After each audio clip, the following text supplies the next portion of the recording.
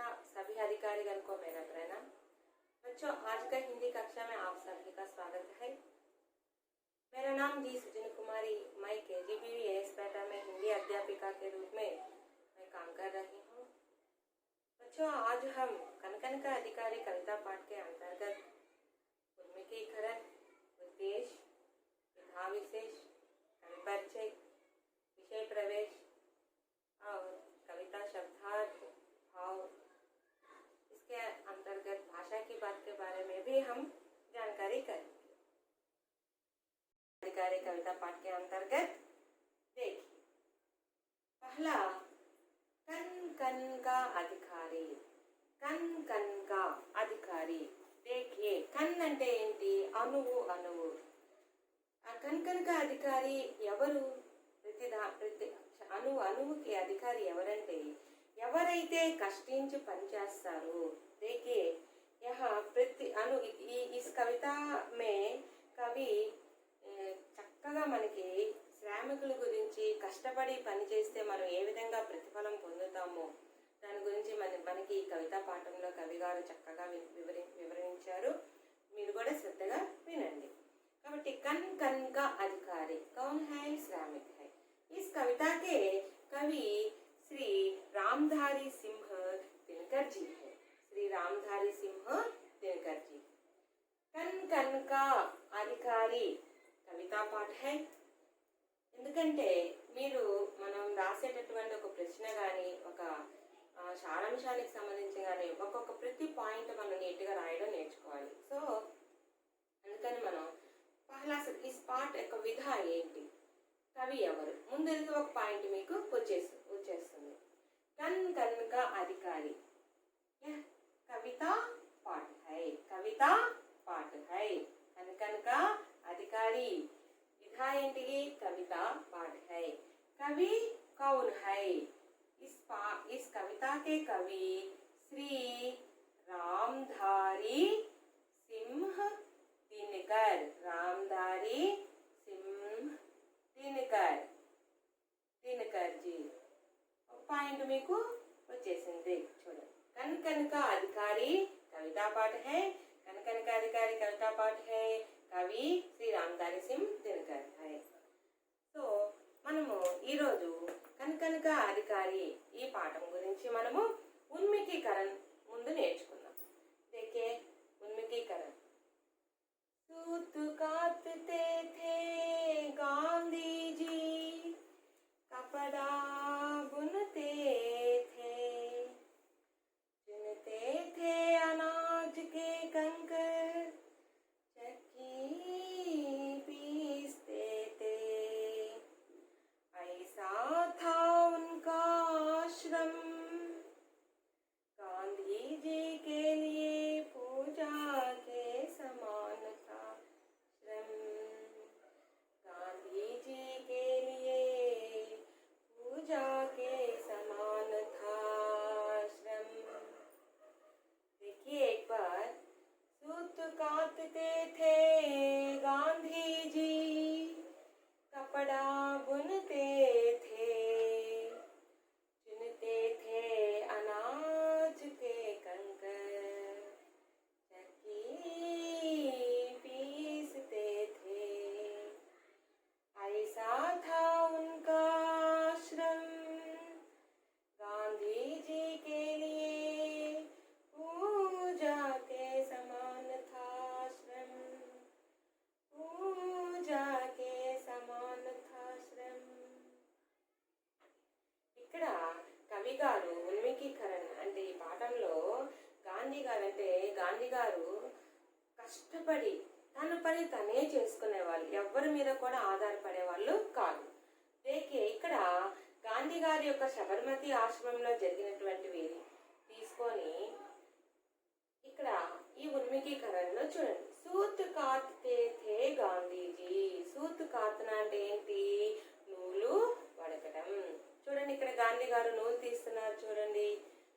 కపడా బున్తే థే. నూలు తీసి ఎందుకు? కపడా అంటే బట్టలు తయారు చేస్తారు. చూడండి ఇక్కడ ఎట్లా తయారు చేస్తున్నారు చూడండి. Saree banana, సూత్ కాత్నా, saree banana. साड़ी बनना। सूत कातते थे గాంధీజీ కపడా బుంతే थे గాంధీ గారు నూలు ఒడుగుతున్నారు ఇక్కడ రాట్నంతో చూడండి బట్టలు తయారు చేసుకునేవాళ్ళు. చునితే थे అనాజ్ కే కంకర్ అనాజ్ కే కంకర్ అనాజ్ అంటే ఏంటి ధాన్యము చూడండి ఇక్కడ ధాన్యం కనిపిస్తుంది కదా ఈ ధాన్యంలో అనాజ్కే కంకర్ ధాన్యంలో మనకి రాళ్ళు వస్తుంటాయి కదా ఆ రాళ్ళని కూడా తనే స్వయంగా తీసేసేవాళ్ళు.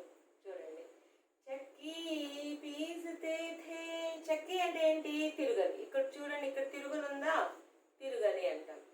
తిరుగలిలో ఈ ధాన్యాన్ని పోసుకొని ఇసురుతారు ఎలా చూడండి ఇక్కడ ఇద్దరు మహిళలు కూర్చొని ధాన్యాన్ని తిరుగులలో వేసి ఇసురుతూ ఉన్నారు చూడండి ఇట్లా ఇసరడం వల్ల ఆ ధాన్యం పిండి మనకి మరపట్టించుకుంటాం కదా ఇప్పుడు పాతకాలంలో అయితే ఈ తిరుగలు పోసుకొని ధాన్యం దానిలో వేసుకొని ఇలా ఇలా నూరుతుంటే కిందంతా పిండి పడిపోతుంది అనమాట.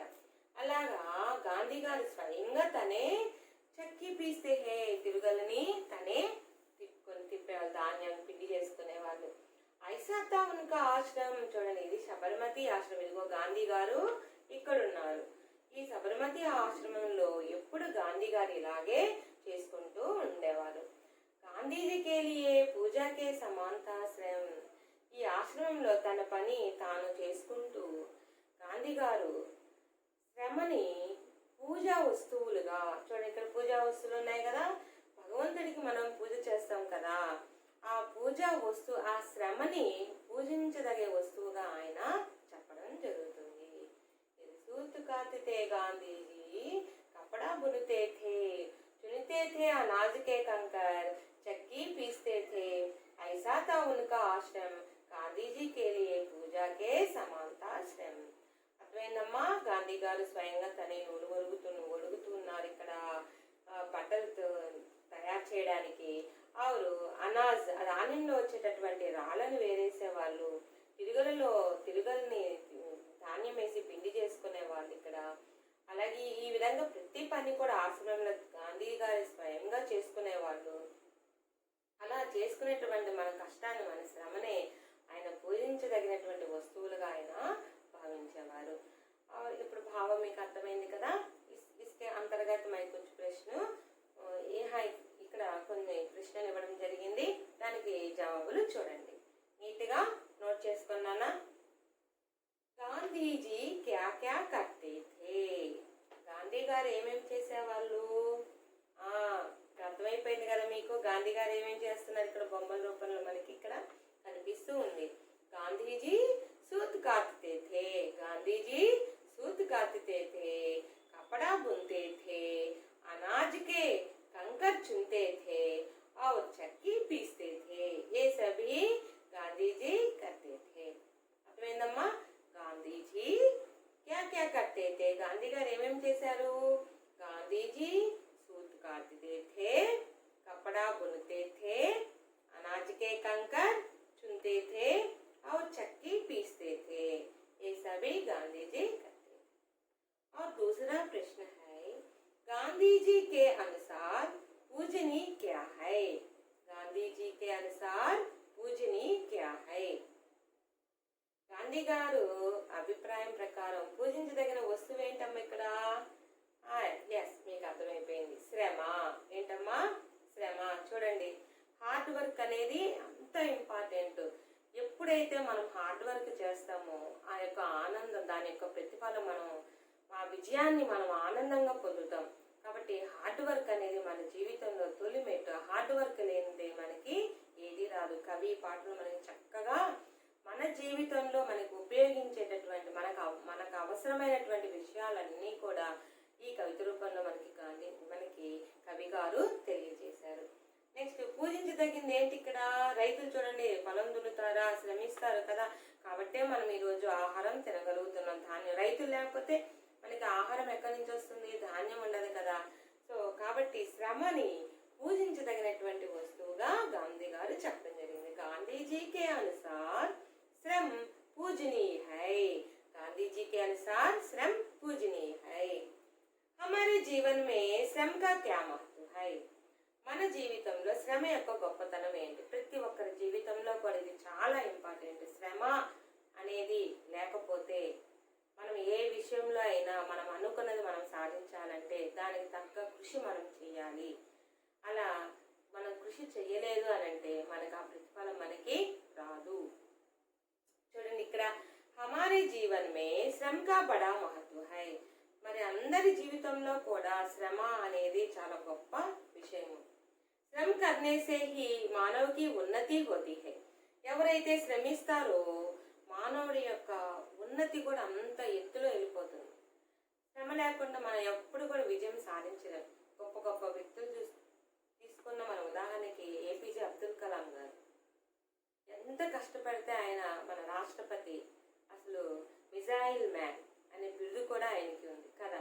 కాబట్టి మన అంత మంచి పేరు మనం సంపాదించుకోవాలంటే దానికి తగ్గ విజయము కృషి మనం చేయాలి. శ్రమ కర్నే సే హీ, మనం ఎప్పుడైతే శ్రమిస్తామో మానవుకి ఉన్నతి హోతి, అంత ఉన్నత స్థాయిలో మనము ఉంటాం. పరిశ్రమ ఈ సఫలతకి కుంజీ హై. ఈ కష్టపడడం, పరిశ్రమ అంటేనే మనం హార్డ్ వర్క్ చేయడం.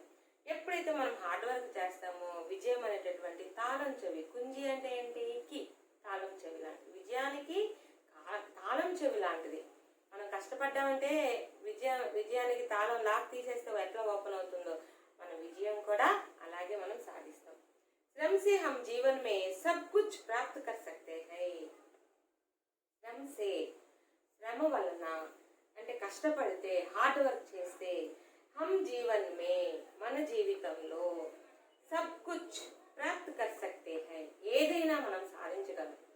మనం చిన్నప్పటి నుంచి ఒక ఎయిమ్ అంటూ మనకుంది. మన ఐఏఎస్ చదవాలనే ఎయిమ్ ఉందనుకోండి, ఒక డాక్టర్, ఒక ఇంజనీర్, ఏదైనా సరే ఒకటి మనం అవ్వాలి అని మన మైండ్లో ఉందంటే దానికి తగ్గ మనం కృషి చేసుకుంటూ వస్తే ఖచ్చితంగా ఆ విజయాన్ని మనం అందుకుంటాం, ఖచ్చితంగా మనము సాధిస్తాం. కాబట్టి మన జీవితంలో శ్రమ యొక్క గొప్పతనం గురించి మరి చూసాం కదా. ఇంకొకసారి చెప్తాను, చూసుకొని నోట్ చేసుకున్నామా. ఇది చాలా ఇంపార్టెంట్ మన అందరి లైఫ్కి. ఇది हमारे जीवन में श्रम का बड़ा महत्व है. श्रम करने से ही मानव की उन्नति होती है. परिश्रम ही सफलता की कुंजी है. श्रम से हम जीवन में सब कुछ प्राप्त कर सकते हैं. అర్థమైందమ్మా? ఈ పాఠంలో మీరు ఉన్ముఖీకరణ గురించి మనం ఈరోజు నేర్చుకున్నాము. నెక్స్ట్ ఈ పాఠం యొక్క ఉద్దేశం తెలుసుకునే ముందు మనము ఈ పాఠం యొక్క ఉద్దేశం చూడండి. सामाजिक काव्य सृजन की प्रेरणा के साथ साथ छात्रों में समाज कल्याण व उदारता की भावना का विकास करना और उन्हें श्रम का महत्व बताकर उसके पद पर आगे बढ़ने की प्रेरणा देना इस पाठ का उद्देश्य है. సామాజిక కావ్య సృజన్కి ప్రేరణ, సామాజికంగా అంటే సమాజంలో జరిగేటటువంటి ఇవన్నిటినీ కూడా రాసేటటువంటి కావ్యాలు రాసేటటువంటి సృజనకి ప్రేరణ, సాత్ సాత్ అలా కొత్తదనంగా రాసేదానితో పాటుగా ఛాత్రోంకే సమాజ్ కళ్యాణ్ వా ఉదారతాకి భావన, సమాజంలో అందరికీ మేలు కలిగేటటువంటి, గౌరవం కలిగేటటువంటి భావనలన్నీ కూడా వికసింప చేయడం. ఉన్హే శ్రమ కా మహత్వ పతాకర్, శ్రమ యొక్క ప్రత్యేకతని, శ్రమ యొక్క గొప్పతనాన్ని చెప్పడం. ఉస్కే పద పర్ ఆగే బడ్నేకి ప్రేరణ దేనా, ఆ మార్గంలో వెళ్ళేదానికి ఆ దారి చూపించడం, ఒక ప్రేరణ కలిగించడం ప్రతి ఒక్కరికి కూడా ఈ పాఠం యొక్క ముఖ్యమైనటువంటి ఉద్దేశం. మనం ఏ విధంగా కష్టపడితే మనం ముందుకు వెళ్తాం, ఏ విధంగా సక్సెస్ అనేది మనకి వస్తుంది అనేది, సమాజంలో మనం ఏ విధంగా ఉండాలి, మనం ఒక్కొక్క మెట్టు పైకి వెళ్ళాలి అని అంటే మనం ఏ విధంగా మంచి మంచి అలవాట్లతో, మంచి మంచి ఉద్దేశాలతో, మంచి మంచి అభిప్రాయాలతో మనం ముందుకు వెళ్ళాలనేది ఈ పాఠం యొక్క ముఖ్యమైనటువంటి ఉద్దేశం. విధా విశేషం, ఈ పాఠం యొక్క విధా విశేషం మనం మొదటే చెప్పుకున్నాము. కనికనికా అధికారి కవితా పాఠ హై. इसका कनिका अधिकारी कैसा पाठ है? कविता पाठ है. इस कविता की अपनी अपनी विशेषता होती है. ఈ కవిత్వంలో తన యొక్క ప్రతి ఒక్క లైన్ కూడా, ప్రతి ఒక్క భావం కూడా ఒక ప్రత్యేకత అనేది మనకి తెలుస్తుంది. इसकी विशेषता ఓజుపూర్ణ వా ప్రేరణ పరిభాష హై. ఈ కవిత్వం ప్రత్యేకంగా ఈ కవిత తీసుకుంటే కవి గారు ప్రేరణార్థకంగా ఉత్తేజపరంగా మనకి ఇక్కడ వివరించడం జరిగింది. इसके కవి డాక్టర్ రామధారి సింహ్ దినకర్ హై. ఈ కవిత యొక్క కవి ఎవరమ్మా? రామధారి సింహ్ దినకర్. ఎవరు? రామధారి సింహ్ దినకర్. ఈ పాఠంలో రామధారి సింహ దినకర్ గారు మనకి ఈ ఈ ఈ కవిత కనకనక అధికారి అనే కవితా పాఠాన్ని రచించడం జరిగింది. కనకనక अधिकारी कविता के कवि कौन है? रामधारी सिंह दिनकर.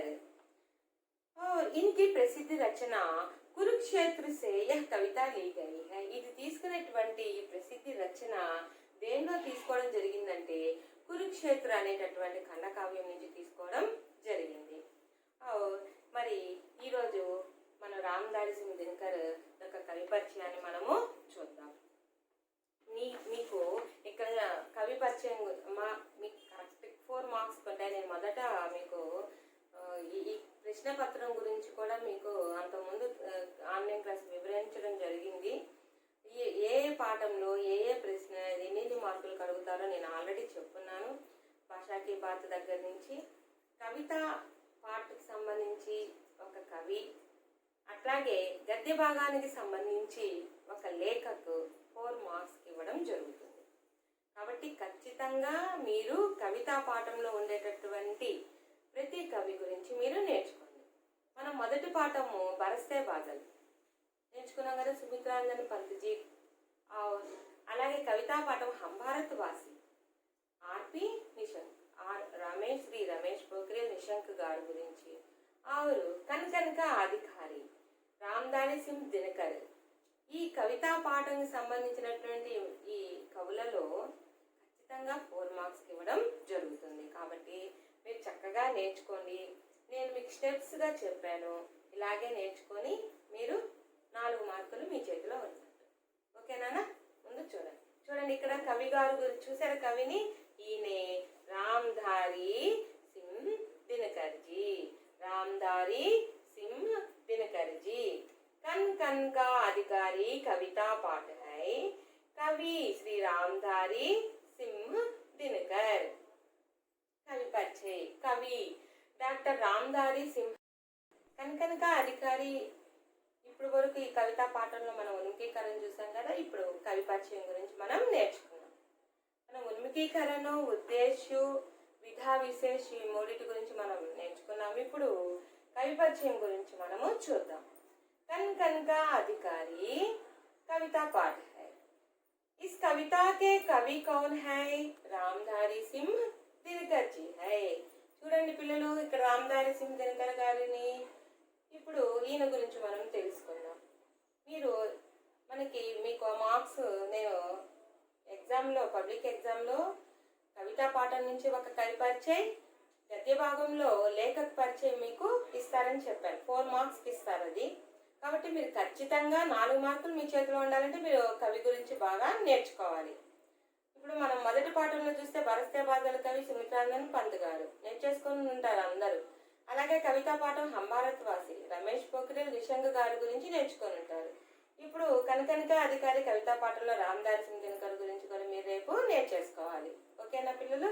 ఎందుకంటే 4 మార్కులు కవి గురించి, రచయిత గురించి మీకు అడుగుతారు. అప్పుడు మీకు మీ చేతిలో 8 మార్కులు మీకు ఆటంకు మీ చేతిలో ఉన్నట్టు. ఓకేనా? కాబట్టి ఇట్లాగే మీరు స్టెప్స్గా పెట్టుకొని రాసుకోండి, ఇలాగే నేర్చుకోండి కూడా. కవి డాక్టర్ రామధారి సింహ్ దినకర్. कवि डॉक्टर रामधारी सिंह दिनकर। जन्म, उनका जन्म कहाँ हुआ, कब हुआ? देखिए सन 1908 बिहार के मुंगेर जिले के सिमरिया गांव। 1908 సంఖ్యకు సంబంధించి మీకు 1 మార్క్ వస్తుంది భాషాకి బాత్లో. కాబట్టి సంఖ్య ఎక్కడొచ్చినా మీరు నెంబర్ని నేర్చుకోండి. 1908 ఏమంటామా మనము? 1908 రాసుకొని ఇక్కడ నోట్ చేస్తున్నాను నేను. 1908. 19 అంటే ఏంటి? 19. 1900 అంటే 100. 1908 నేర్చుకున్నారు కదా ఒకటి. 1908। सन 1908 बिहार के मुंगेर जिले के सिमरिया गांव, बिहार స్టేట్ లో ముంగేర్ అనే జిల్లాలో సిమిరి అనే గ్రామంలో జన్మించారు. మృత్యు सन 1977 మద్రాస్ మే 1900 చూడండి 74 1974 మళ్ళా నెంబర్ వచ్చింది చూడండి 1974. దీన్ని హిందీలో మనం ఎలా రాయాలంటే 1974. ఎప్పుడు చనిపోయాడు? 1974 మద్రాస్ మే, మద్రాస్ ఇప్పుడు చెన్నై అంటారు. ఆయన 1974 చెన్నైలో చనిపోయారు. పురస్కారం అంటే అవార్డ్స్ అమ్మా. ఎప్పుడెప్పుడు ఏ అవార్డ్స్ వచ్చినాయో చూడండి. ఇది మీకు టెక్స్ట్ బుక్ లో లేదు, అయినా మీరు నోట్ చేసుకోండి, మీకు మార్క్స్ కూడా బాగా వస్తాయి. 1900 ఇక్కడ చూడండి, మళ్ళా ఇక్కడ నెంబర్ వచ్చింది 1968, 1968. మనం హిందీలో ఏమంటామో చూడండి 1968. 19 అంటే ఏంటి? 19 అని చెప్పాను కదా.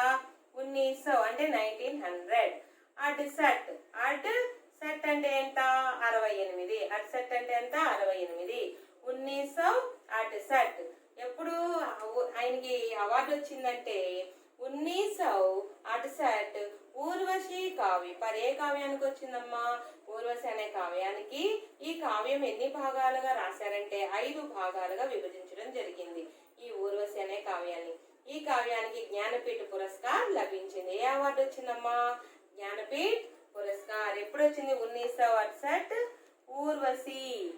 ఊర్వశి అనే కావ్యానికి ఏ అవార్డు వచ్చింది?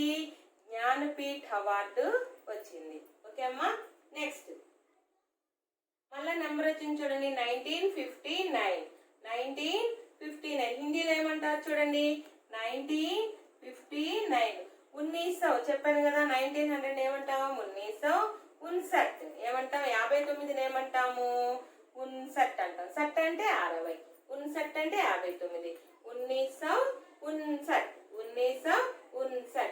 1959 में పద్మభూషణ్ పురస్కార్ మిలా. ఈయనకి 1959 లో పద్మభూషణ్ అవార్డు వచ్చింది. అవార్డ్స్ చూడండి ఒకసారి. 1968 లో ఊర్వశి కావ్యానికి జ్ఞానపీఠ అవార్డు వచ్చింది. అలాగే 1959 లో పద్మభూషణ్ అవార్డు వచ్చింది. ఈయన రాసినటువంటి ప్రసిద్ధి రచనలు చూడండి. ఊర్వశి, రేణుక, కురుక్షేత్ర, రశ్మిరథి, పరశురామ్ కి ప్రతీక్ష, రసవంతి ఆది. రాసుకోండమ్మా ఒకసారి.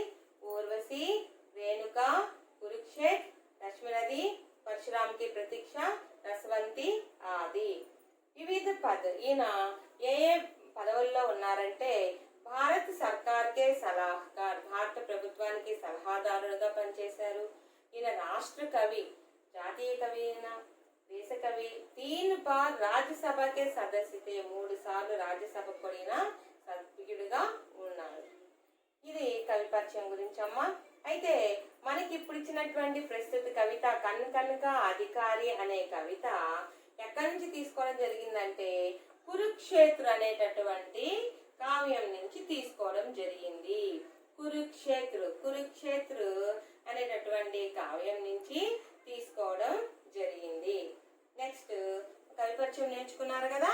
అలాగే విషయ ప్రవేశ్లోకి మనము వెళ్ళిపోదాం. విషయ ప్రవేశ్ చూడండి.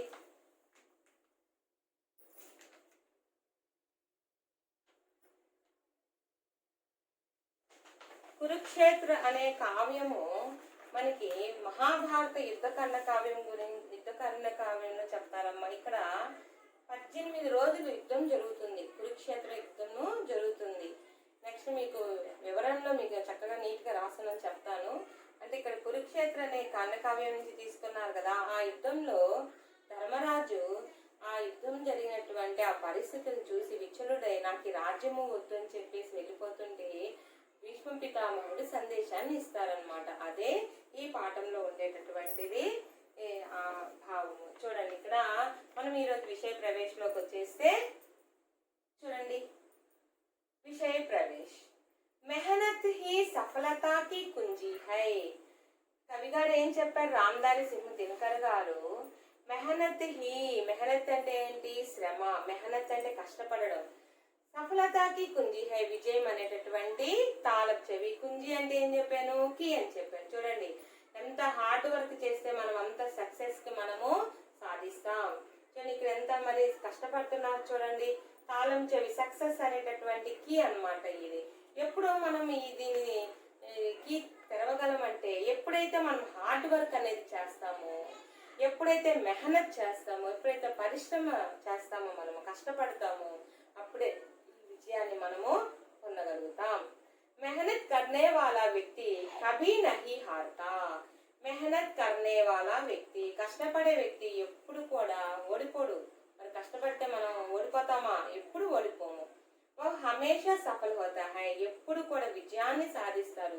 కష్టపడే ప్రతి వ్యక్తి కూడా ఎప్పుడు విజయాన్ని సాధిస్తారు. క్యోంకి కాల్పనిక జగత్తుకో సాకార రూప్ దేనే వాలా వహీ హై. ఎందుకంటే కాల్పనిక జగత్తుకో, మనం కళలకు అనేటటువంటి ప్రపంచంలో మనం అది ఫలానా మనం ఒక యాక్టర్, ఒక డాక్టర్ అవ్వాలను, ఒక ఇంజనీర్ అవ్వాలను, ఏదైనా మన కాల్పనిక జగతిలో మనం అనుకున్నవి ఒక రూపం తెచ్చుకోవాలంటే మనం కష్టపడడం అనేది చాలా ముఖ్యం.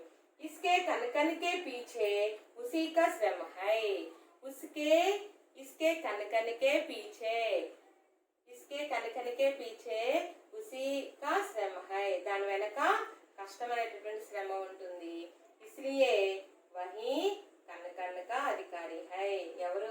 ఎవరైతే కష్టపడతారో వాళ్ళే అణువు అణువు అధికారి వాళ్ళే అవుతారు. చూడండి ఇక్కడ మరి రైతులు కష్టపడుతున్నారు చూడండి, ఎంత హార్డ్ వర్క్ చేస్తున్నారు. ఇక్కడ ప్రతి ఒక్కరూ కూడా హార్డ్ వర్క్ చేస్తే ఆ యొక్క సంతోషం చూడండి ఎలా ఉంటుందో.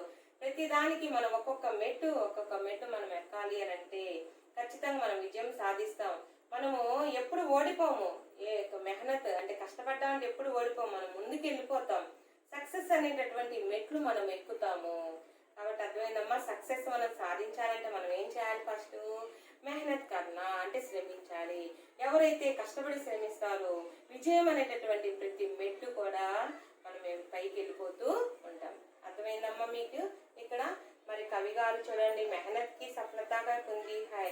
మనం ఎంత కష్టపడతామో ఆ యొక్క ప్రతిఫలము మనకి పొందగలుగుతామని చెప్పేసి ఈ విషయ ప్రవేశంలో కవి గారు మనకి వివరించడం జరిగింది. నెక్స్ట్ ఒకసారి పద్యము మనం భావం ఒకసారి పద్యం పాడుకుందామా? చూడండి ఒక్కసారి. एक मनुज संचित करता है अत पाप के बल से, और भोगता उसे दूसरा भाग्यवाद के चल से.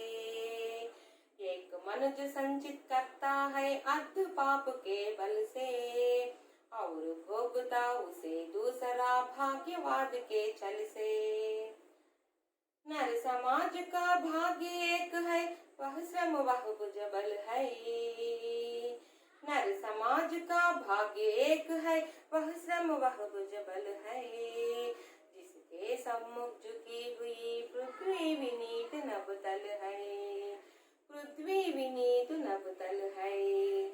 जिसने श्रम जल दिया उसे पीछे मत रह जाने दो.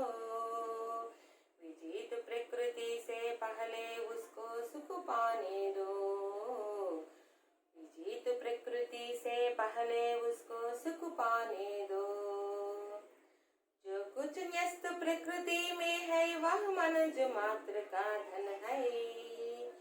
धर्मराज उसके कन कन का अधिकारी जन जन है.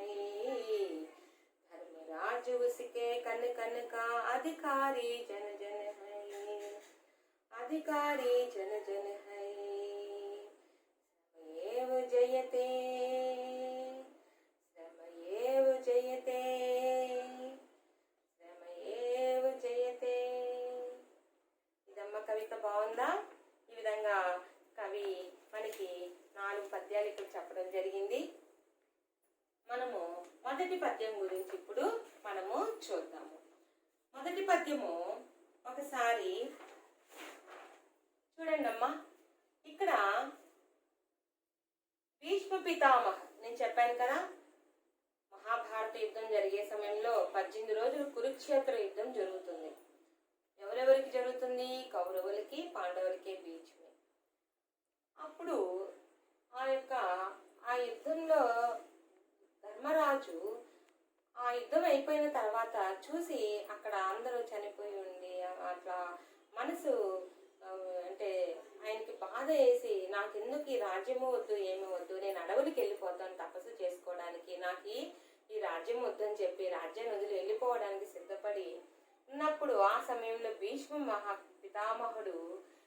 పితామహుడు ధర్మరాజుకి ఉపదేశాన్ని సందేశాన్ని ఇస్తారు. అయితే ఇక్కడ భీష్మ పితామహుడు సరసయ్య మీద ఉంటారమ్మా.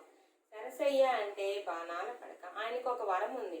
ఆయన ఏ రోజు నేను చనిపోవాలి, నేను ఈరోజు చనిపోవాలనుకుంటే ఆ రోజు ఆయన చనిపోతారు. ఆ వరం ఆయనకి ఉంది.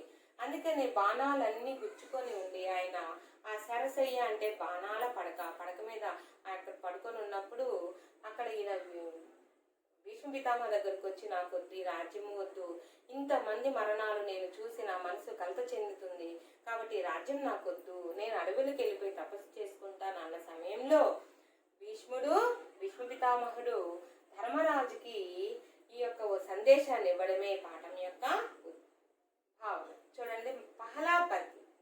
एक मनुज संचित करता है अध पाप के बल से, और भोगता उसे दूसरा भाग्यवाद के चल से. దేకే ఇక్కడ ఈ పద్యంలో శబ్దార్థం చూడండి. మనుష్ మ్యాన్ మనిషి, సంచిత్ కర్ణ ఇకట్టా కర్ణ టు కలెక్ట్ ప్రోగు చేయుట, అర్థ్ ధన్ దౌలత్ వెల్త్ ధనము సంపద, పాప్ గునాహ్ సిన్ పాపము, బల్ తాకత్ స్ట్రెంగ్త్ బలము, భోగున భుగతన టు ఎండ్యూర్ అనుభవించుట, భాగ్యవాద్ భాగ్య పర్ భరోసా కర్నే కా సిద్ధాంత్, ఫ్యాటలిజం అదృష్టంపై ఆధారపడటం, ఛల్ ధోకా ఫ్రాడ్ చీట్ మోసము. ఇవి ఈ పద్యం యొక్క అర్థాలమ్మా. ఇప్పుడు మనం తెలుగు మీనింగ్ చూద్దాం. చూడండి, ఏక్ మనుజ్ సంచిత్ కర్తా హై అర్ధ పాపకే బలిసే. ఒక వ్యక్తి పాపము అనేటటువంటి దీనిలో మునిగిపోయి డబ్బుని సంపాదిస్తున్నాడు. చూడండి ఎంత డబ్బు సంపాదించున్నాడు. అలా పాపం అనే బలంతో ఆయన ఒక వ్యక్తి డబ్బు సంపాదిస్తే ఇంకొకరు ఈ డబ్బుని దోచుకోవడానికి చూడండి ఎట్లా దోచుకుంటున్నాడు. ఇది నా అదృష్టము అనే కపటంతో ఆ డబ్బుని దోచుకోవడం. అంటే దీని అర్థం ఏంటంటే ఒకరు కష్టపడి పనిచేసి ఒకరు సంపాదిస్తూ ఉంటే ఇంకొకరు దోచుకొని ఇది నా అదృష్టంతో నేను ఇది అనుభవిస్తున్నాను అని అనుకునే వాళ్ళు ఉన్నారు. అది ఏక మనుజు సంచిత్ కర్తా హై అర్ధ పాపకే బలిసే. పాపం అనేటటువంటి దీంట్లో ధనాన్ని సంపాదిస్తుంటే అవురు భోగుతా ఉసే దూసరా భాగ్యవాదికే చల్సే.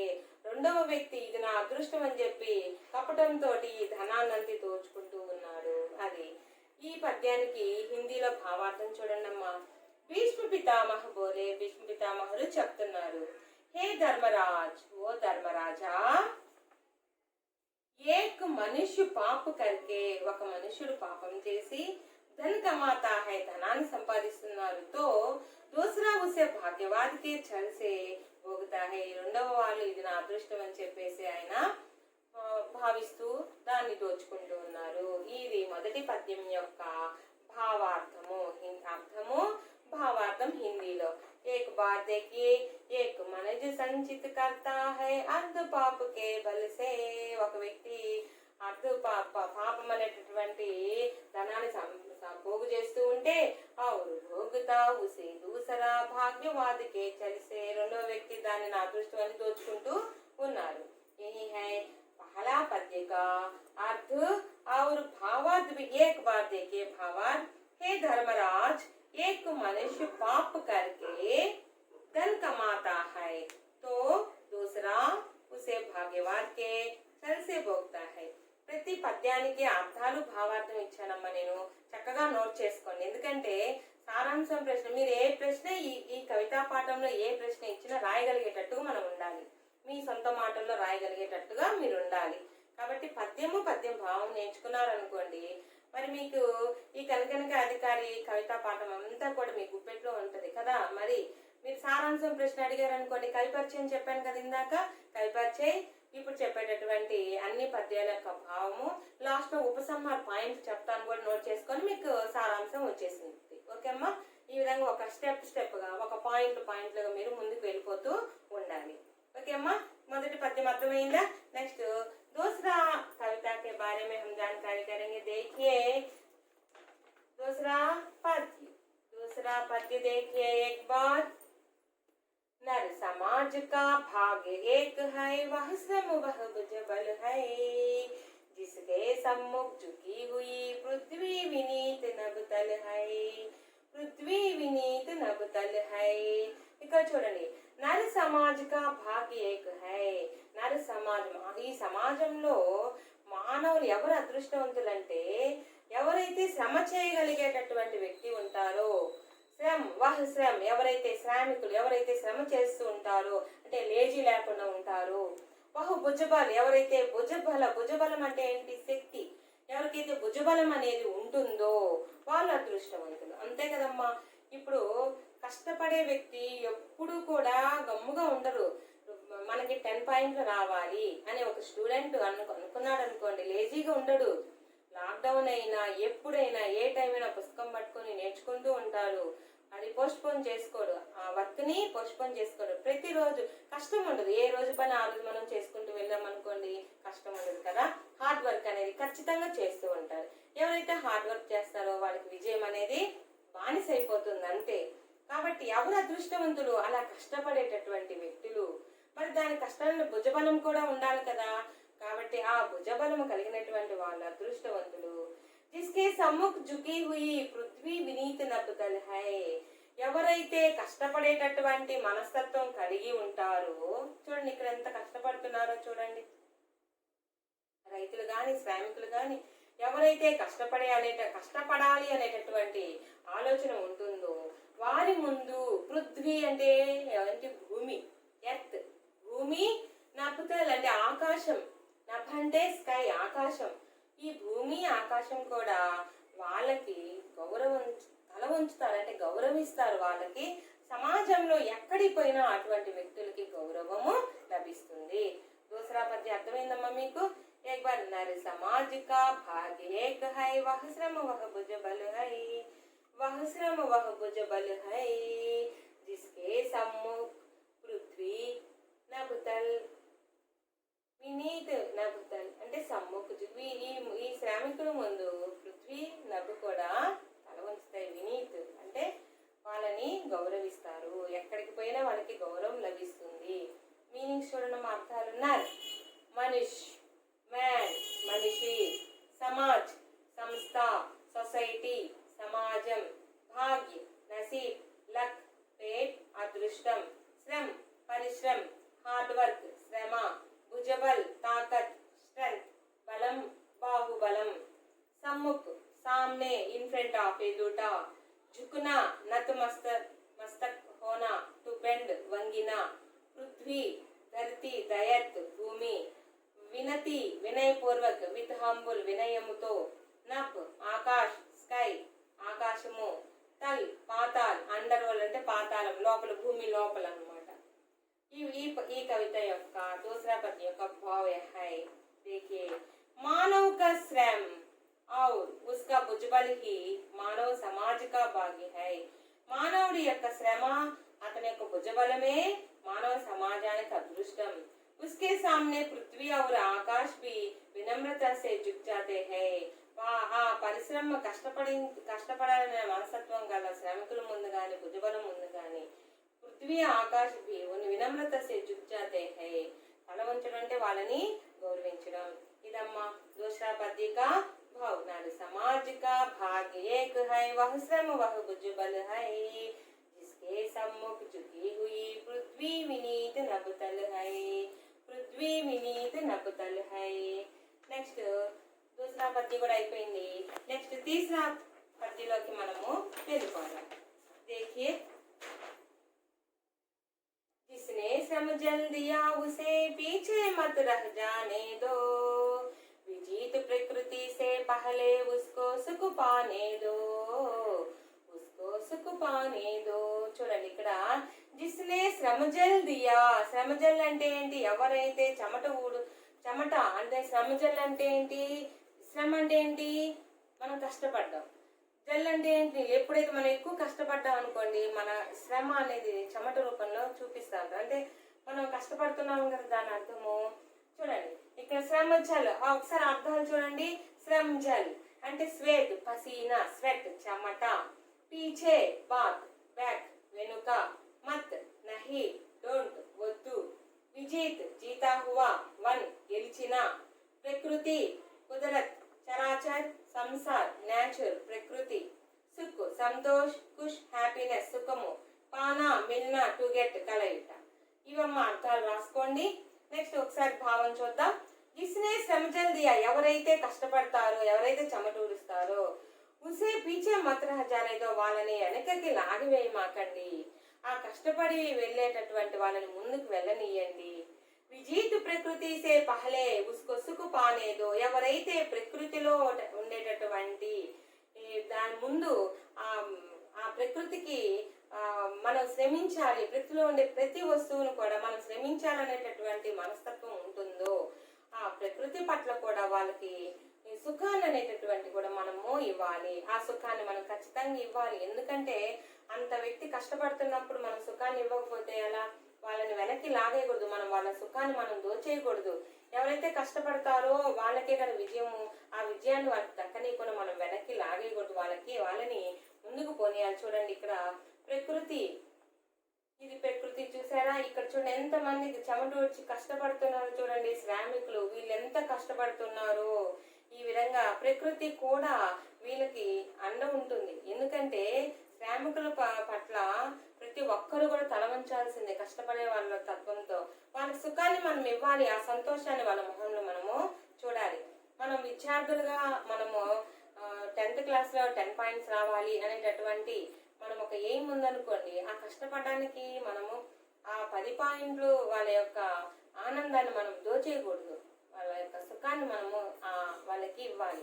వాళ్ళు కూడా ఆ ఆనందంలో ఇంకా ఇంకా ముందుకు వెళ్ళాలనేటటువంటి ముందు స్టెప్స్ వేస్తారు, కానీ వాళ్ళని వెనక్కి లాగకూడదు. ఇదమ్మా. నెక్స్ట్ భావం చూద్దాం. జిస్నే ఖూబ్ పరిశ్రమ కియా, ఎవరైతే కష్టపడతారో. ఉసే సుఖ భోగనే మే పీచే మత్ రహనే దో, వాళ్ళ యొక్క సుఖాన్ని మనం వెనక్కి లాగొద్దు. జిస్ ప్రకృతికో మానవుని జీత్ లియా హై, ఏ మానవుడైతే ప్రకృతిలో గెలుస్తారో ఉస్కే సుఖకో పహలే ఉస్ ఆద్మీకో భోగన, ఆ యొక్క సుఖాన్ని కూడా ఆ వ్యక్తే అనుభవించాలి. చూడండి, కష్టపడే వ్యక్తే ప్రకృతిలో ప్రకృతి మనకి ఎంత కష్టపడతారో ఆ వ్యక్తికి మనం సుఖాన్ని ఇవ్వాలి. ఈ యొక్క 3వ పద్యం యొక్క భావం అర్థమైంది కదా. నెక్స్ట్ మనము 4వ పద్యంలోకి వెళ్ళిపోతాం. चौथा पद्य देखिए। जो कुछ न्यस्त प्रकृति में है वह मनुज मात्र का धन है। धर्मराज उसके कन कन का अधिकारी जन जन है। धर्मराज उसके कन कन का अधिकारी जन जन है। श्रम एव जयते, श्रम एव जयते, श्रम एव जयते। जो कुछ न्यस्त प्रकृति में है, जो कुछ ఎక్కడైతే ఏదైతే ప్రకృతిలో దాగి ఉంటుందో, ప్రకృతిని చూడండి ఒకసారి, ఇది ప్రకృతి. అయితే ఇక్కడ నేను చెప్పాను కదా, మహాభారత పర్వం జరిగేటప్పుడు అక్కడ కురుక్షేత్ర యుద్ధంలో సరసే మీద ఉన్నాడు చూడండి భీష్మ పితామహుడు. ధర్మరాజుకి ఇచ్చేటటువంటి ఉపదేశమే, ధర్మరాజా, ఓ ధర్మరాజు, ఈయన భీష్మ పితామహుడు, ఓ ధర్మరాజా. చూడండి ఇక్కడ యుద్ధం అంతా చూసి ఆయన విచలితుడై ఆయన వెళ్ళిపోతానంటాడు. రాజ్యం వద్దు, నాకేమొద్దు, నేను అడవులకి వెళ్ళి నేను తపస్సు చేసి శాంతి పొందుతాను అని. అప్పుడు భీష్మ పితామహుడు చెప్తున్నాడు, ఇదంతా ఇలా ఉంటుంది, నువ్వు సుఖాన్ని ఇవ్వు, మంచి పాలనతోటి నీ ప్రజలందరినీ సంతోషపెట్టు అనేటటువంటి ఈ యొక్క ఆయన సందేశంలో మనకి ఇక్కడ ఎంత బాగా అర్థమవుతుందో చూడండి. కష్టపడాలి అనే తత్వాన్ని మనకి ఇక్కడ కవి గారు వినిపిస్తూ ఉన్నారు. బహు మనుజు మాతృక దాన్ని ప్రకృతిలో ఏదైతే ఉంటుందో అది ప్రతి మానవుడికి సొంతం. ఇప్పుడు ఆకాశం నాది, భూమి నాది అని అనకూడదు, అది ప్రజలందరిది, అది ప్రజలందరిది. ఓ ధర్మరాజా ఉస్కే కనకనగా అధికారి జంజన్ హై. ఓ ధర్మరాజా, దీనికి ప్రకృతికి అధికారులు ఎవరు? ప్రతి ఒక్కరు, ప్రతి ఒక్క ప్రజలు ఈ యొక్క చూడండి, శ్రమించేటటువంటి ప్రతి ఒక్క ప్రజలు కూడా ప్రకృతిలో ఉండేటటువంటి అన్నింటిని పొందేటటువంటి అధికారం కలవాళ్ళు ఎవరంటే ప్రజలే. ఎవరమ్మా? ప్రజలు. ప్రకృతిలో ఉండేటటువంటివన్నీ కూడా ప్రజలందరికీ అణువు కూడా అధికారం కలిగి ఉంటుంది. కాబట్టి ప్రతి ఒక్కరు కూడా మనం కష్టపడేటటువంటి తత్వంతో ఉన్నామంటే కలిసిమెలిసి మనం ఏదైనా సాధించగలం. కష్టపడి ముందుకు మనము వెళ్ళాలి. ఇదమ్మా ఈ పద్యంలో శబ్దాలు చూడండి. న్యస్త్, రకా హువా, హిడన్, దాగి ఉన్న, ధన్, సంపత్తి, మనీ, ధనము, ధర్మరాజ్, యుధిష్ఠర్, ధర్మరాజ్, కన్ కన్, అను, పర్టికల్, అధికారి, హక్, పానేవాలా, the person who have rights, జన్, లోక్, ప్రజలు, పీపుల్. భావ్. ఈ పద్యం యొక్క భావం హిందీలో చూడండి అమ్మా. भीष्म पितामह धर्मराज से कहते हैं कि भगवान द्वारा प्रकृति में जो कुछ रखा गया है वह मानव मात्र का धन है. हर एक व्यक्ति को उसके कन कन को भोगने का अधिकार है. చూడండి, భీష్మ పితామహుడు ధర్మరాజే कहते हैं, ధర్మరాజుతో చెప్తున్నారు ఏమనంటే భగవాన్ ద్వారా, భగవంతుడి ద్వారా ప్రకృతి में जो कुछ रखा गया, ప్రకృతిలో ఏదైతే దాగి ఉంటుందో మానవ మాత్రక ధన, అది ఆ మానవులందరి యొక్క ధనము. हर एक व्यक्ति को उसके कन को भोगने का अधिकार है. ప్రతి వ్యక్తి కూడా అణువు ప్రకృతిలో ఉండేటటువంటి అణువు అనుభవించేటటువంటి అధికారం ప్రతి వ్యక్తికి ఉంటుంది. యహీ హై కన్ కా అధికారి కౌన్ హై? ఇప్పుడు చెప్పండి అమ్మా పిల్లలు. కన్ కా అధికారి అంటే ఎవరు? శ్రామిక్. ఎవరైతే కష్టపడతారో, కష్టపడాలి అనేటటువంటి మనస్తత్వం ఎవరికైతే ఉంటుందో వాళ్ళందరూ కనుక అధికారి. చూడండి, వాళ్ళందరూ కష్టపడేటటువంటి ఉండే మనస్తత్వం కల్ల వాళ్ళందరూ కూడా కనుక అధికారి. ఎవరు కనుక అధికారి? కౌన్ హై? శ్రమిక్ హై. అర్థమైందమ్మా పిల్లలు? ఈ పాఠము యొక్క ఈ మన उन्मितीकरण, नेक्स्ट उद्देश्य और विधा विशेष, कवि परिचय, इसके अंतर्गत विषय प्रवेश और 4 पद्य की भाव अर्थ, ये सभी మనం నేర్చుకున్నాం కదా. ఇప్పుడు మీరు ఒకసారి గ్రామర్ అంటే మీకు భాషకి పాత్రకు సంబంధించి కూడా కొన్ని చెప్తానని చెప్పానమ్మా. అవి కూడా నోట్ చేసుకోండి, ఎందుకంటే చాలా ఇంపార్టెంట్ కాబట్టి. గ్రామర్, వ్యాకరణం మీకు 12 మార్కులు, 12కి 12 వచ్చాయి. ఇప్పుడు నెంబర్ అని చెప్పాను, దాంతో ఖచ్చితంగా మీకు దీనికి సంబంధించినట్టుగా నేను ఒక హోంవర్క్ కూడా తయారు చేశాను. మీరు చక్కగా రాసుకొని ఆన్సర్స్ రాసి మీ మేడమ్స్కి మీరు వాట్సాప్ పెట్టి కరెక్షన్ చేయించుకోండి అమ్మా. నెక్స్ట్ ఇక్కడ మీ సారాంశం చెప్పాను కదా, కైపరిచయం నేర్చేసుకోండి. అలాగే కైపరిచయం తర్వాత విషయ నేర్చుకో. మీకు హెడ్డింగ్ రాయాలమ్మా. సారాంశం ప్రశ్న అంటే ఖచ్చితంగా కైపరిచయం, విషయ, ఉపసంహారం. అదే గద్య భాగంలో అనుకోండి లేఖక పరిచయం, విషయ, ఉపసంహారం. ఇప్పుడు మనం కవితా పాఠం కదా నేర్చుకుంటున్నాము. కవిపరిచయం నేను ఆల్రెడీ చెప్పున్నాను కదా. ఇప్పుడు భావాలన్నీ నేర్చుకున్నారు కాబట్టి మీరు ఓన్గా పాయింట్స్గా రాసుకోండి. ఉపసంహారం చూద్దాం. ఉపసంహారం రాసుకోండమ్మా, నోట్ చేసుకోండి. నేను ఉపసంహారం ఇక్కడ రాస్తాను.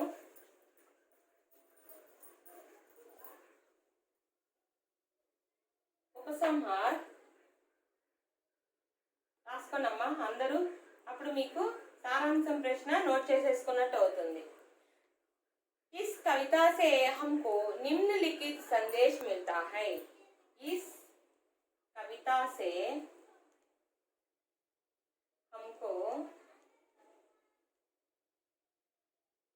निम्नलिखित संदेश मिलता है. पॉइंट नंबर 1, श्रम और श्रमजल. श्रम और श्रमजल. श्रमजल అంటే ఏం చెప్పుకున్నాము? చెమట కదా, స్వెట్. महत्व को बताया गया.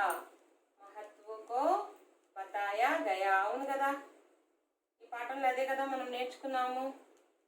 నెక్స్ట్ పాయింట్ నెంబర్ 2, और श्रमजीवी के सामने, ఎవరైతే కష్టపడతారో श्रमजीवी के सामने వాళ్ళ ముందు పూరీ దునియా జుక్తి హై. పూరీ దునియా అంటే ప్రపంచం మొత్తం కూడా తల వంచుతుంది, గౌరవిస్తుంది. జుక్తి హై. నెక్స్ట్ పాయింట్, మీరు వీటిలో ఒక 2-3 రాసినా చాలమ్మా. परिश्रम करने से सौभाग्य मिलता है. సౌభాగ్య మిల్తా హై. కష్టపడితేనే మనకి అదృష్టం వస్తుందమ్మా.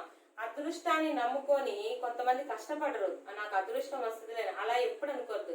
ఎవరైతే కష్టపడి చదువుతారో కష్టపడతారో వాళ్ళకే 10 పాయింట్స్ అనేటటువంటి అదృష్టం వస్తుంది. చదవకుండా అదృష్టం రమ్మంటే రాదు. సో పరిశ్రమ కర్నేసే ఖచ్చితంగా మనము కష్టపడాలి. ప్రకృతి మే జో కుచ్ సంపద హై, ప్రకృతి మే जो कुछ संपदा है उसको भोगने का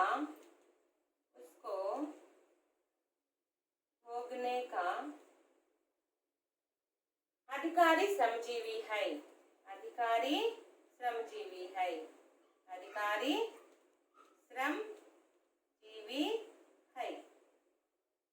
ఇప్పుడు మీ కవి పరిచయము ఈ పాఠం యొక్క సారాంశంలో కవి పరిచయం విషయం 4 పద్యాల భావన మీకు హిందీలో ఇచ్చున్నాను, చార్ట్స్లో నీట్గా రాసేసుకోండి. ఉపసంహారం రాసుకున్నారమ్మా? చూడండి. इस कविता से हमको निम्नलिखित संदेश मिलता है. श्रम और श्रमजल महत्व का बताया गया. శ్రమ గురించి శ్రమజల గురించి చెప్పడం జరిగింది. శ్రమజీవి కే సామ్నే పూరీ దునియా జుక్తి హై.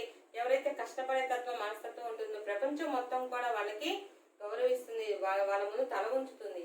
పరిశ్రమ కర్నేసే సౌభాగ్యం మిల్తా హై. ఎప్పుడైతే కష్టపడతామో అప్పుడే మనకు అదృష్టం వస్తుంది. ప్రకృతి మే జో కుచ్ సంపద హై ఉస్కో భోగనే కా అధికారి శ్రమజీవి హై. ప్రకృతిలో ఏ సంపద అయితే అనుభవించే అధికారం ఉంటుందో వాళ్ళు ఎవరంటే శ్రమజీవి, శ్రామికులు మాత్రమే. ఓకే అమ్మా. ఇప్పుడు నెక్స్ట్ మనము ఇక్కడ భాషాకి బాత్లో టెక్స్ట్ బుక్ లో ఇచ్చున్నారు, కొంచెం చూడండి అమ్మా. మీరు కొంచెం ఫాస్ట్గా చెప్పేసి రాసేసుకోండి నీట్గా. ఇక్కడ భాషాకి బాత్లో ఫస్ట్ ఏం అడిగారమ్మా? ఇక్కడ పర్యాయ శబ్దం అడిగారు. చూడండి. జన్, జన్, లోక్, జనతా. పర్యాయ శబ్దం ఏంటమ్మా? జన్కి, లోక్, జనతా. ఇవి రాసుకున్నమ్మా. నేను మీకు హోంవర్క్ ఇచ్చాను కదా, మీకు తెలిస్తేనే రాయగలుగుతారు. నెక్స్ట్ సెకండ్ వన్ పృథ్వీ, భూమి, ధరతి, ధరణి, ధర, జమీన్, మహి, పూర్వి. కనిపిస్తుందమ్మా? పృథ్వీకి పర్యాయ శబ్దం చూడండి. భూమి, ధరతి, ధరణి, ధర, జమీన్, మహి, పూర్వి. నెక్స్ట్ మూడోది ఇచ్చినారు. ధన్. ధన్ అంటే సంపత్తి, పైసే, మాయా, లక్ష్మి, రకం, మాల్, దౌలత్, విత్, సంపద. నెక్స్ట్ విలోమ శబ్దం చూడండి. అక్కడ ఇచ్చున్నారు. ఆలో 1 అయిపోయింది, 2. పాప్ విలోమ శబ్దం ఏంటి? పుణ్యం, పాపము, పుణ్యము. సుఖ్, దుఃఖ్, సుఖము, దుఃఖము. భాగ్య, దుర్భాగ్య, అదృష్టము, దురదృష్టము. నెక్స్ట్ మూడో దాంట్లో పునరుక్తి శబ్దం అడిగారమ్మ. పునరుక్తి శబ్దం ఇక్కడ ముందు సేమ్ అదే పదం ఉంటుంది చూడండి. జన్ జన్. ఇవి పునరుక్తి, తిరిగి మళ్ళా అదే పదం రావడం. जन जन हमारे देश में जन जन को समान अधिकार है. कन कन भारत के कन कन में मानवता है. రాసుకున్నాం. ఇక్కడ పునరుక్తి శబ్దకే వాక్య ప్రయోగ కీజీ అని అడిగాడు. ఈ పదాలతో వాక్య ప్రయోగ రాయమన్నారు, రాసుకోండి. ఫోర్త్ వన్ మజ్దూర్ మెహనత్ కర్తా హై. వాక్యకే వచన్ బదిలియే అన్నారు. వచన్ అంటే ఏకవచనం బహువచనం చెప్పుకున్నాం కదా, తెలుసు కదా మీ అందరికి. మన వచన్ మార్చేటప్పుడు మనం పూర్తి వాక్యాన్ని మార్చాలి. మజ్దూర్కి మజ్దూర్ బహువచన్, మెహనత్ కర్త ఏకవచనం కదమ్మా, మన బహువచనంలో కర్తే హై. హైకి చుక్క పెట్టాలి ఖచ్చితంగా. మజ్దూర్ మెహనత్ కర్తే హై. నెక్స్ట్ ఐదోది మనుష్య మజ్దూర్. ఈ రెండింటికి భావవాచక సంజ్ఞాలు మార్చి రాయమన్నారు. మనుష్య మనుష్యత, మజ్దూర్ మజ్దూరి. ఇవి భావవాచక సంజ్ఞ. నెక్స్ట్ రెండో దాంట్లో అంతర్ సంచయ అన్నారు. నెక్స్ట్ దాంట్లో చూడండి తేడా ఏంటో చెప్పమన్నారు. ఇక్కడ అధికార్, అధికార్, అధికారి. అధికార్ ఔర్ అధికారి. అధికార్ అంటే చూడండి ఇక్కడ అధికారము, హక్కు. అధికారి అంటే అధికారం కలవాడు, అంటే హక్కుదారుడు, అధికారి. అలాగే భాగ్య, భాగ్యవాన్. భాగ్య అంటే అదృష్టం, భాగ్యవాన్ అంటే అదృష్టవంతుడు. ఈ రెండింటికి అర్థం తెలిసింది కదమ్మా. నెక్స్ట్ వన్ సంధి అడిగాడు. సెకండ్ వన్ ఇది ఫస్ట్ది, నెక్స్ట్ ఇది సెకండ్ది సంధి. యద్యపి పర్యావరణం రెండు అడిగారు చూడండి. యద్యపి, యది ప్లస్ అపి, ఈ ప్లస్ ఆ ఎనసందమ్మ. పర్యావరణ్, పరి ప్లస్ ఆవరణ్, ఈ ప్లస్ ఆ పర్యా వచ్చింది కదా ఇక్కడ, ఈ ప్లస్ ఆ పరి, ఈ ఇక్కడ ఈ ఇక్కడ ఆ, ఈ ప్లస్ ఆన్సర్ అండి. నెక్స్ట్ వన్ సమాస్ అడిగారు మూడోది. समास श्रम जल श्रम से उत्पन्न जल बहुव्रीहि అంటే వేరే మీనింగ్ వస్తుంది కదమ్మా. శ్రమ జల్ అంటే ఏంటి? చెమట. శ్రమ సే ఉత్పన్న జల్ బహువ్రీహి సమాస్. నబుతల్ నబుకాతల్ తత్పురుష సమాస్. కాకేకి వస్తే తత్పురుష అని చెప్పాను కదా. భుజబల్ భుజగాబల్ ఇది కూడా తత్పురుష సమాసే. నెక్స్ట్ లింగ్ అడిగి ఇక్కడ ఇంకోటి నాలుగోది ఏకు మనుజ్ సంచిత్ కర్తా హై अर्ध पाप के बल से और भोगता उसे दूसरा भाग्यवाद के छल से. ఇక్కడ 10 పరిచయ అని అడిగాడమ్మా టెక్స్ట్ బుక్ లో 4th వన్ 10 పరిచయ అడిగాడు. మీరు రాసుకోండమ్మా 10 పరిచయ నోట్ చేసుకొని చెప్పేస్తాను తొందరగా. ఏక్ మనుజ్ కింద ఏక్ కింద అండర్లైన్ చేశారు. అవును ఈ రెండింటి యొక్క 10 పరిచయ అంటే ఏక్ అనేది సంఖ్యావాచక విశేషం. ఏక్ అనేది సంఖ్యావాచక విశేషం.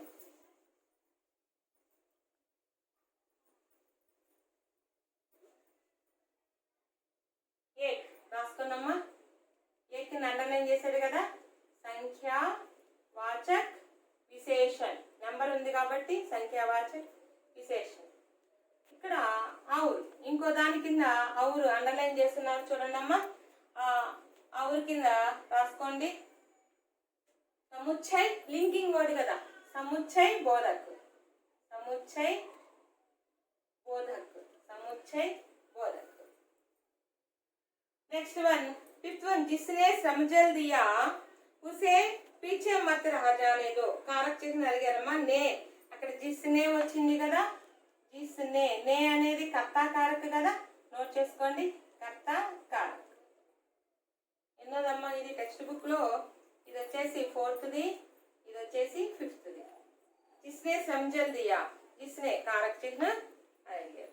నెక్స్ట్ ఈలో ఇన్హే సమझिया అని అడిగినారు చూడండి. జానేదో పానేదో బడనేదో. ఇక్కడ సంయుక్త క్రియల గురించి అడిగాడు. జానేదో పానేదో చూడండి రాసుకోండి. జానేదో నెక్స్ట్ పానేదో నెక్స్ట్ బడనేదో. సంయుక్త క్రియ అంటే ఏం లేదమ్మా 2 క్రియలు ఉంటాయి. ఇక్కడ 2 క్రియలు ఉన్నాయి కాబట్టి ఇక్కడ మీకు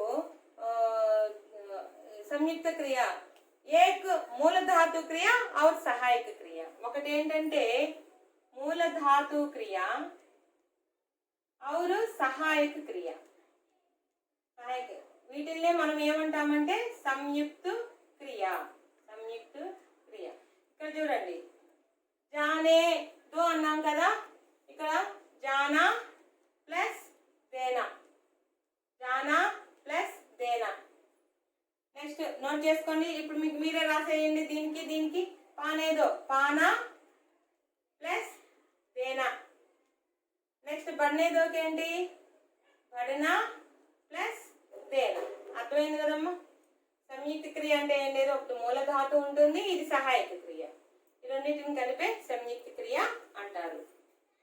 నెక్స్ట్ సంయుక్త క్రియ కూడా అయిపోయిందమ్మా మనకి. ఇక్కడ చూడండి ఏక్ పహలా ప్రథం. ఇది ఇక్కడ చూడండి ఏక్ నేను ఒకటి చెప్తాను నెక్స్ట్ మీకే అర్థమైపోతుంది. పహలా ప్రథం ఇది అడిగాడు కదా. ఏక్ అంటే ఏంటి ఒకటి. పహలా అంటే ఒకటవ. ప్రథం అంటే మొదటిది. అలాగే దో దూసరా. నెక్స్ట్ ద్వితీయ కదమ్మా. ఇదే కదా టెక్స్ట్ బుక్ లో అడిగాడు. దో అంటే ఏంటి ఎస్ 2. నెక్స్ట్ దూసరా అంటే రెండవ. ద్వితీయ అంటే రెండవది. ద్వితీయ అంటే ఏంటమ్మా ద్వితీయ అని రాయొచ్చు. ద్వితీయ.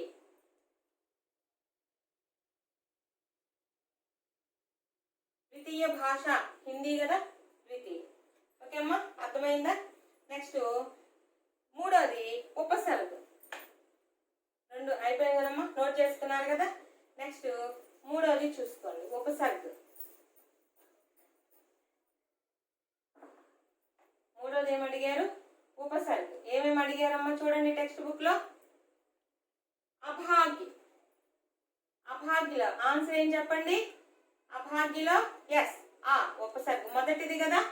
నెక్స్ట్ దుర్భాగ్య. దుర్భాగ్య దుర్ ఇక్కడ రు కలిసింది కదా, దుర్ విసర్గ, సంధిలో వచ్చి విసర్గ. సుభాగ్య. సుభాగ్యలో ఉపసర్గ ఏంటమ్మా? సు. ఆ దుర్ సు ఉపసర్గ. నోట్ చేసుకోండమ్మా. నెక్స్ట్ ఫోర్త్ వన్ ప్రత్యయ్. నెక్స్ట్ ఫోర్త్ వన్ ఏంటి? ప్రత్యయ్. ప్రత్యయ్ ఏమేమి అడిగారు టెక్స్ట్ బుక్ లో? ప్రాకృతిక్. ప్రాకృతిక్ ఫస్ట్ ఏంటమ్మా? ప్రాకృతిక్. ఇక్ అనేది ఇక్కడ ప్రత్యయ్ రెండోది. నెక్స్ట్ ఏమడిగారు? అధికారి. నెక్స్ట్ అధికారి చివరి ఈ వచ్చింది కదా, ఈ. నెక్స్ట్ భాగ్యవాన్. మూడోది ఏంటమ్మా? భాగ్యవాన్. నోట్ చేసుకుంటున్నారు కదా అందరూ? వాన్ చివరిది కదా, వాన్. ఇది ప్రత్యయ్, ఇది ఉపసర్గ. సో ఇంకా లాస్ట్ వన్ ఫిఫ్త్ వన్ అడిగారు. ఏమడిగారమ్మా? లింగ్ బదల్కర్ పూరా వాక్య లిఖియే అన్నారు. చూడండి లింగ్. ఇక్కడ చూడండి అమ్మా చార్ట్ లో. పురుష్ శ్రమిక్ కే రూప్ మే మెహనత్ కర్తే హై. దీని లింగ్ లో మనం మార్చాలి. పురుష్ కి లింగ్ ఏంటి? స్త్రీలింగం, స్త్రీయా. ఇక్కడ బహువచనంలో ఉంది కాబట్టి మనం బహువచనంలోకే రాయాలి. స్త్రీయా శ్రమిక్ కే రూప్ మే మెహనత్ కర్తీ హైకి చుక్క పెట్టాలి. మెహనత్ కర్తీ హైకి చుక్క. ఇదమ్మా టెక్స్ట్ బుక్ లో ఉండేటటువంటి గ్రామరు. నేర్చుకున్నారు కదా, మీకు అర్థమైంది అనుకుంటాను అన్ని గ్రామర్ మొత్తం. ఇప్పుడు గృహకార్యం ఒకసారి నోట్ చేసుకోండి అమ్మా. మీరు ప్రతి ఒక్కరు కూడా గృహకార్యం రాసి మీ టీచర్స్ కి వాట్సాప్ లో పెట్టండి అమ్మా. మీకు అవగాహన వస్తుంది. రేపు పబ్లిక్ లో సేమ్ ఇలాగే ఉంటుందమ్మా మోడల్ పేపర్. నేను ఈ లెసన్ లోనే ఆ మోడల్లోనే ఫస్ట్ బిట్ ఏంటి? తత్సమ శబ్ద. సెకండ్ బిట్ ఏంటి? క్రియా విశేషణ. థర్డ్ సంఖ్య. ఫోర్త్ వన్ ఏంటి? కారక చిహ్నం. ఫిఫ్త్ వన్ ఏంటి? समास. सिक्स्थ वन संधि. सेवंथ वन ఏంటి? एक शब्द में लिखिए. आठवां मुहावर रायाली और नवा लिंग रायाली. 10वां वचन रायाली और 11वां प्रश्न काल राय पहचानी ఉంటుంది और शुद्ध रूप ఉంటుంది. 12वां प्रश्न 12 మార్కులకి మీకు వ్యాకరణం ఉంటుంది. అమ్మా అర్థమైందమ్మా మీకు? ఓకే, ఇప్పుడు నోట్ చేసుకోండి అందరూ. గృహకార్యం నోట్ చేసుకోండి. నెంబర్ 1 मनुष्य मातृका धन है. రేఖాంకిత్ అంటే అండర్లైన్ చేసిన పదము. రేఖాంకిత్ శబ్ద కా తత్సమ రూప పహచాన్. ఇక్కడ ఆన్సర్స్ ఇచ్చుంటారు, ఇస్తారమ్మా, మీరు గుర్తుపట్టాలి. దీంట్లో తత్సమ శబ్ద అనేది గుర్తుపట్టండి. మనిష్, సంసార్, మానవ్.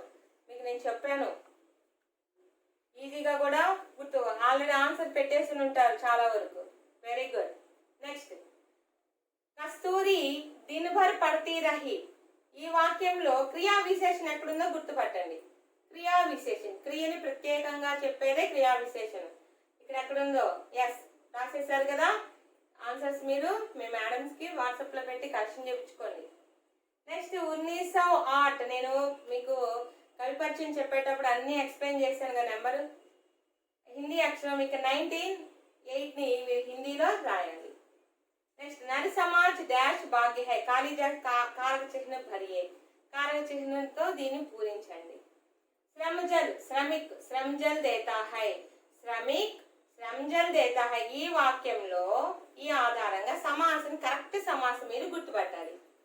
చూడండి శ్రమ్ జల్. ఆలో ఏముంది చూడండి, శ్రమ్ జల్.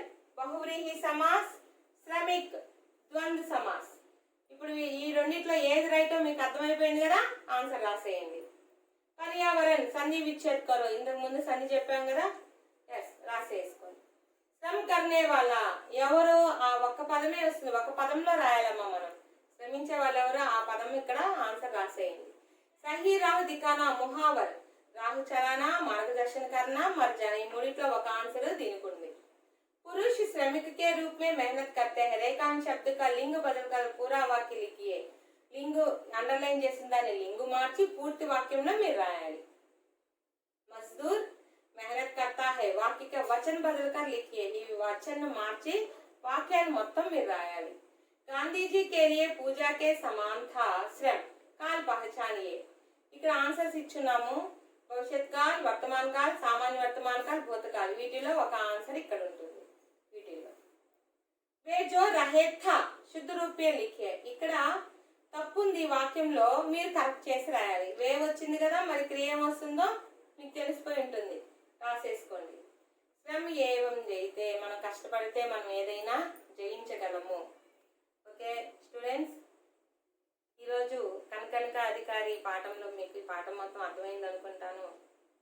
ఆగస్టు సిలబస్ మనం కంప్లీట్ చేసుకోవాలి కాబట్టి మీకు నోట్స్ కూడా నేను డీప్గా ఇవ్వకపోయినా మీరికై మీరు రాసుకునే తత్వంగా నేను ఇచ్చాను. కాబట్టి మీరు అందరూ కష్టపడి సారాంశము, అలాగే కైపరిచయము, గ్రామరు ఇవన్నీ కూడా మీరు నేర్చుకోండి.